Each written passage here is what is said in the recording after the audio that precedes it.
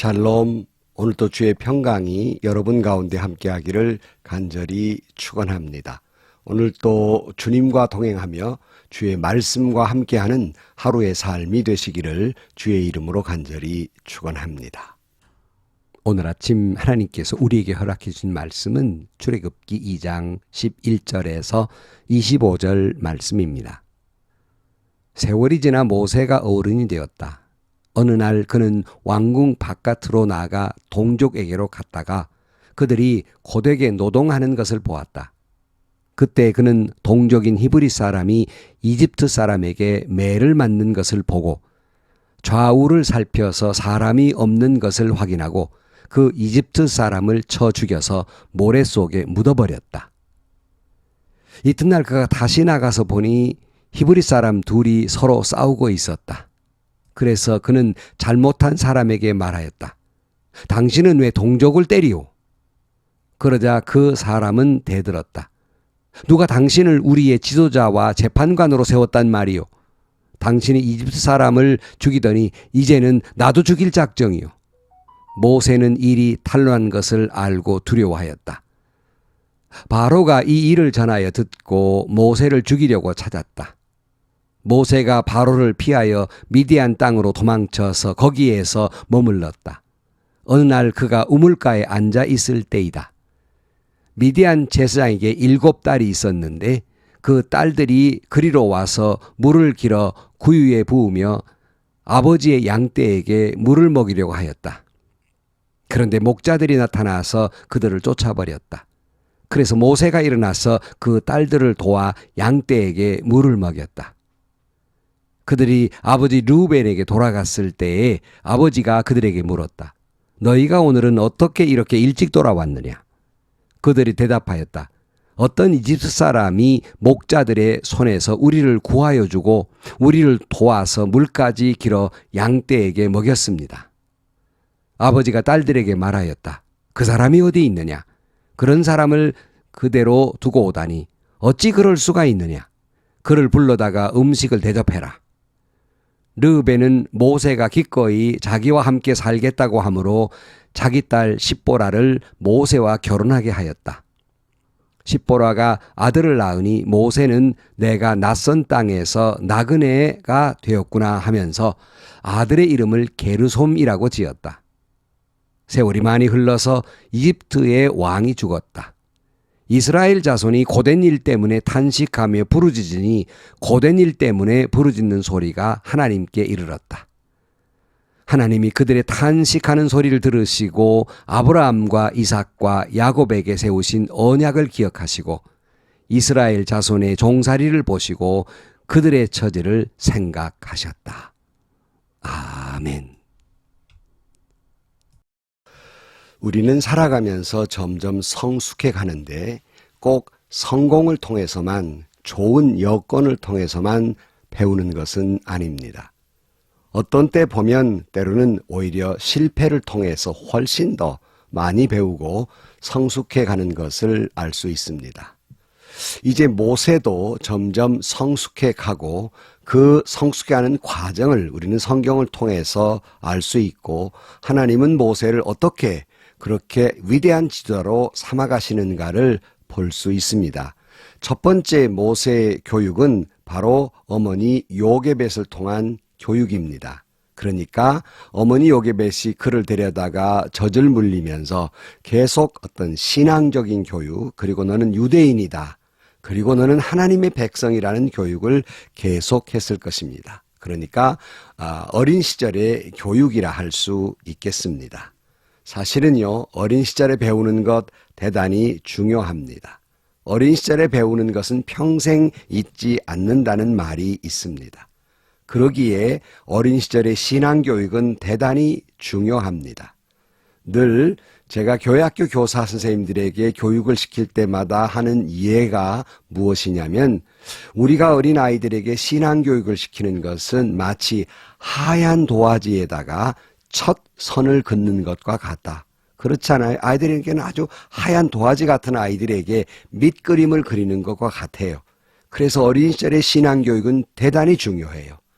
나중에 커서 신앙교육을 받으면 이미 여러 가지 상체기도 많고 세상 지식이 많아서 그 위에 하나님의 말씀을 가르친다는 건 대단히 여러 가지 복잡하지만 어린 시절의 말씀 교육은 그런 의미에서 대단히 중요하기 때문에 여러분 어린 시절부터 예수님의 신앙을 어린 생명들에게 가르쳐 주기를 간절히 축복합니다. 모세 그는 참 하나님의 은혜로 어머니 품 안에서 이런 교육을 받게 됩니다. 두 번째는 이 바로의 공주 곁에서 이제 그의 아들이 돼서 왕궁의 교육을 받게 됩니다. 여러분 당시에 이집트는 최고의 나라였기 때문에 최고의 학문과 그러니까 가장 좋은 선생님들 밑에서 마치 왕자들처럼 교육을 받았으리라고 생각을 합니다. 그 교육을 잘 받게 돼요. 이렇게 말씀을 드리면 아니 모세를 하나님 일을 하도록 키우게 되는데 세상 교육이 무슨 소용이 있습니까? 이렇게 말씀하시는 분이 계실 수 있어요. 그러나 여러분 우리는 하나님의 일을 함에 있어서 세상 교육도 굉장히 중요합니다. 왜냐하면 우리가 하나님의 일을 하늘나라에서 하는 것이 아니라 이 땅에서 하고 있기 때문에 이 땅의 사람들에게 말씀을 전해야 되기 때문에 이 땅의 모든 것들을 잘 배워야 하는 것이에요. 그러니까 미국 사람에게 말씀을 전하려면 영어를 배워야 하지 않겠습니까? 아프리카 사람들에게 말씀을 전하려면 아프리카어를 배워야 되는 거예요. 이와 똑같이 세상 교육은 대단히 중요합니다. 그래서 모세는 바로의 공주의 아들로서 궁정에서 최고의 선생님들을 통해서 학자들을 통해서 배우게 됩니다. 그리고는 모세가 그 다음 성숙하게 되는 건 여러분 그동안에는 쭉 모세는 성공을 통해서만 배워왔지요. 어머니 품 안에서 바로의 궁전에서 왕자처럼 다 좋은 학교에서 배워왔지만 그러나 오늘 본문에 모세는 태어나서 실패해 본 적이 없지만 이제 실패의 쓴 잔을 마시게 되고 이것을 통해서 모세가 성숙해가는 과정을 엿볼 수 있습니다. 오늘 본문 11절 말씀에 보면 세월이 지나 모세가 어른이 되었다. 어느 날 그는 왕궁 바깥으로 나가 동족에게로 갔다가 그들이 고되게 노동하는 것을 보았다. 그때에 그는 동족인 히브리 사람이 이집트 사람에게 매를 맞는 것을 보고 좌우를 살펴서 사람이 없는 것을 확인하고 그 이집트 사람을 쳐 죽여서 모래 속에 묻어버렸다. 굉장한 사건이죠. 어른이 돼서 우연히 밖에 나갔다가 자기 동족, 그는 히브리 사람이라는 교육을 많이 받아왔기 때문에 어머니로부터 자기 동족이 이집트 사람들에게 무시당하고 멸시당하고 매맞는 걸 보니까 얼마나 가슴이 아팠습니까? 그래서 이집트 관리를 죽였다 이렇게 말씀하고 있습니다. 그러니까 모세는 이 장면을 보면서 너무나도 불같은 화가 치밀어 올라서 이 광경을 보면서 자기 실력, 자기 힘, 폭력으로 이 일을 해결하려고 했던 것이. 왜냐하면 그저 공주의 아들인데 뭐가 무서웠겠습니까? 그래서 폭력으로 해결하려 들고 급기야는 사람을 죽이기까지 살인자가 됩니다. 그런데 이 살인자가요, 어떻게 툭 때린 게 죽은 게 아니에요. 좌우를 살펴서 사람이 있는가 없는가 보고 쳐 죽였다. 이 말은 계획적이라는 거예요. 죽이려고 맘먹었다는 겁니다. 그는 그 문제를 이와 같이 폭력으로 해결해드리는 그의 성품의 미숙함, 리더다로서의 미숙함을 볼 수 있습니다. 그런데 또 하나의 사건이 바로 그 다음 날 이튿날 벌어지게 됩니다. 13절 말씀에 보면 이튿날 그가 다시 나가서 보니 히브리 사람 둘이 서로 싸우고 있었다. 그래서 그는 잘못한 사람에게 말하였다. 당신은 왜 동족을 때리오? 그랬어요. 여러분, 그저 남의 나라에서 고생당하는 것도 마음 아픈 일인데, 왜 그래?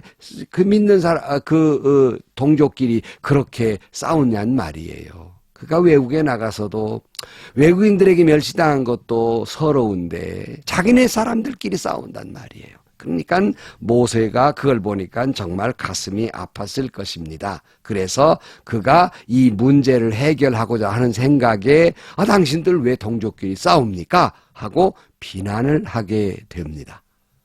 이런 것으로 이런 문제가 해결되는 건 아니죠. 결국 그 문제는 악화가 됩니다. 14절 말씀에 보니까 그러자 그 사람은 대들었다. 누가 당신을 우리의 지도자와 재판관으로 세웠단 말이오? 당신이 이집 사람을 죽이더니 이제는 나도 죽일 작정이요? 모세의 일이 탄로한 것을 알고 두려워하였다. 그러니까 좌우로 보면서 누가 보는가 안 보는가 하고 사람을 죽였는데 사람이 봤단 말이에요. 오히려 자기의 일이 탄로난 것을 알게 됩니다. 급기야는 이 사실이 바로의 귀에까지 들어가요. 바로가 공주의 아들 역할을 하는 존재였기 때문에 귀하게 생각했을 거 아닙니까? 근데 어디라고 이 사람을 죽여요? 배은망덕하지요. 그래서 모세를 죽이려고 하게 됩니다. 그러자 하는 수 없이 모세는 자기가 자랐던 왕궁을 떠나야 했고 자기의 사랑했던 히브리 사람들 곁을 떠나 외톨이가 돼서 미디안 광야로 도망을 가게 되었던 것입니다. 모세 이와 같은 실패, 그리고 외톨이가 된 절망, 황량한 광야의 시간, 정말 절망적이지요. 그러나 결코 이 시간은 낭비된 시간이 아니고 헛된 시간이 아니었습니다. 왜냐하면 하나님이 그 고독을, 그 외로움을, 그 고통을 헛되게 두지 아니하신다는 말씀입니다. 오늘 16절 말씀에 보면 미디안 제사장에게 7딸이 있었는데 그 딸들이 그리로 와서 물을 길어 구유에 부으며 아버지의 양떼에게 물을 먹이려고 하였다. 그런데 목자들이 나타나서 그들을 쫓아버렸다. 그래서 모세가 일어나서 그 딸들을 도와 양떼에게 물을 먹였다 그랬어요.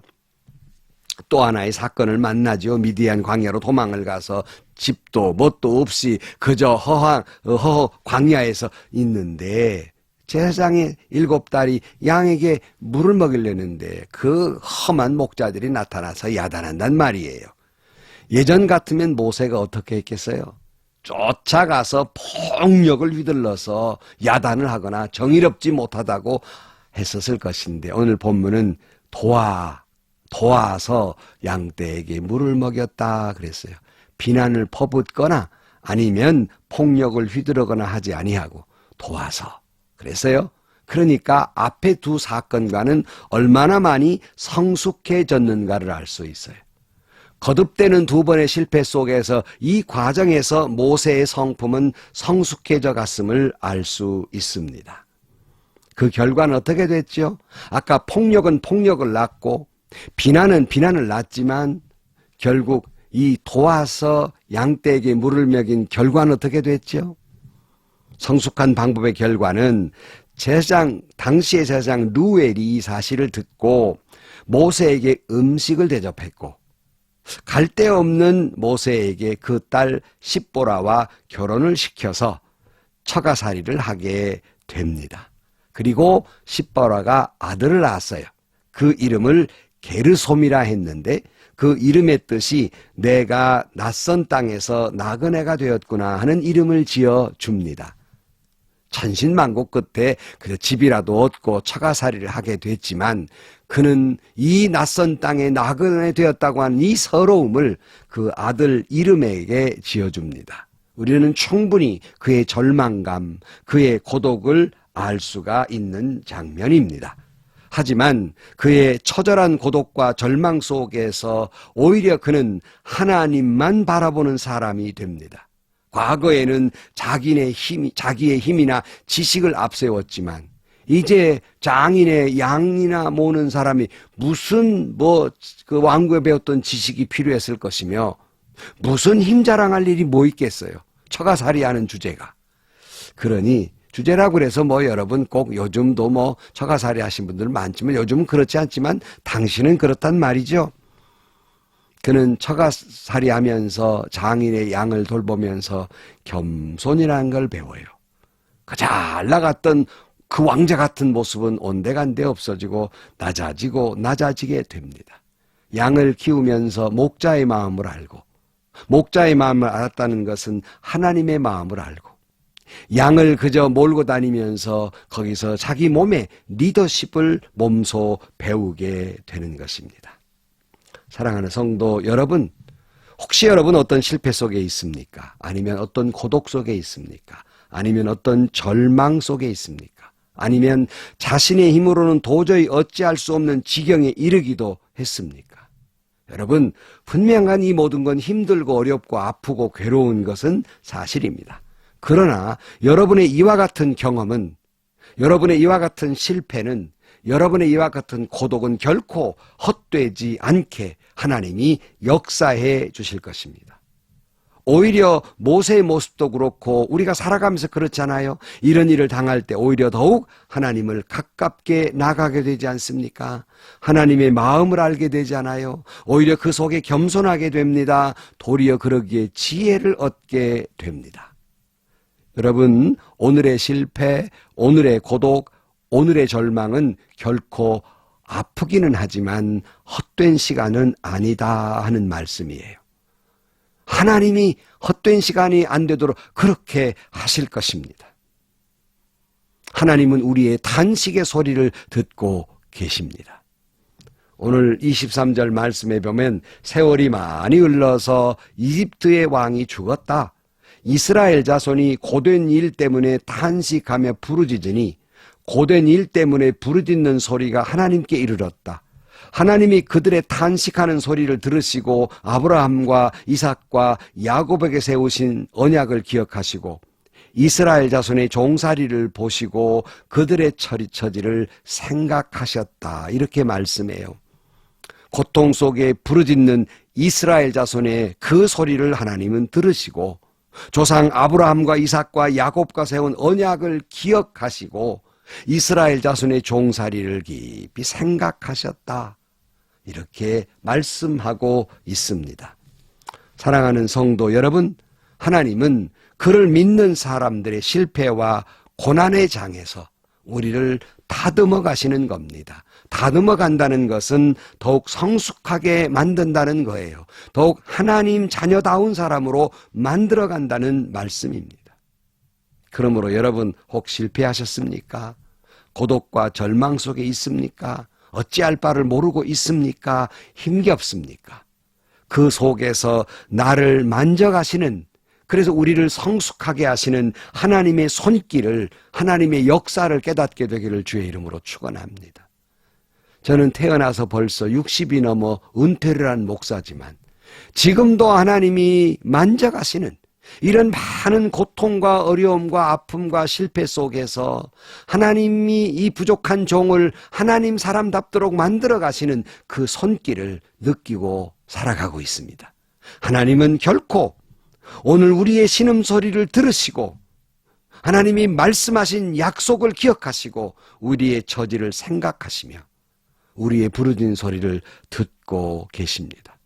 결코 여러분, 오늘 아픔 때문에, 오늘 실패 때문에, 오늘 고독 때문에, 오늘 절망 때문에 여러분 혹시 의기소침하거나 혹시라도 여러분 주저앉지 마시고 하나님이 이 시간 결코 헛되지 않도록 역사하시기로 믿고 용기를 내고 여러분 오늘 또 주님을 바라보면서 더 겸손하게 성숙해가는 예수님의 성품을 닮아가는 그 시간이 되시기를 주의 이름으로 간절히 축원합니다.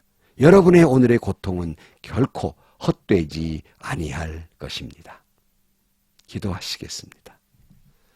하나님, 우리는 여러 가지 실패를 맛보고 때로는 아픔을 겪기도 하고 어찌할 바를 모르는 고독 속에 있기도 하지만 주님은 결코 그 모든 것들을 헛된 시간이 되지 않도록 역사해 주실 줄로 믿습니다. 오늘 또 우리의 고통과 신음소리를 들으시는 하나님, 우리의 아픔의 소리를 들으시고 말씀으로 약속하신 것을 기억하시고 우리 처지를 생각하시고 인도하여 주옵소서. 모든 것이 합력하여 선을 이루게 하여 주옵소서. 예수님의 이름으로 기도하옵나이다. 아멘. 여러분 힘드시죠? 실패도 있고 아픔도 있고요. 어찌할 바를 모르는 일도 있습니다. 어찌 다 성공만 있겠습니까? 그러나 그 실패는 결코 헛되지 아니할 것입니다. 하나님이 저와 여러분을 만져가시는 시간이고 더 성숙하게 하는 시간입니다. 잘 그 시간을 극복하시고 예수님 닮은 인격이 되고 하나님께 영광을 돌릴 수 있기를 주의 이름으로 축원합니다. 오늘 또 믿음으로 승리하시고요. 또 많은 은혜와 축복, 행복 속에 살아가시기를 주의 이름으로 간절히 축원합니다. 꼭 그렇게 될 줄로 믿습니다.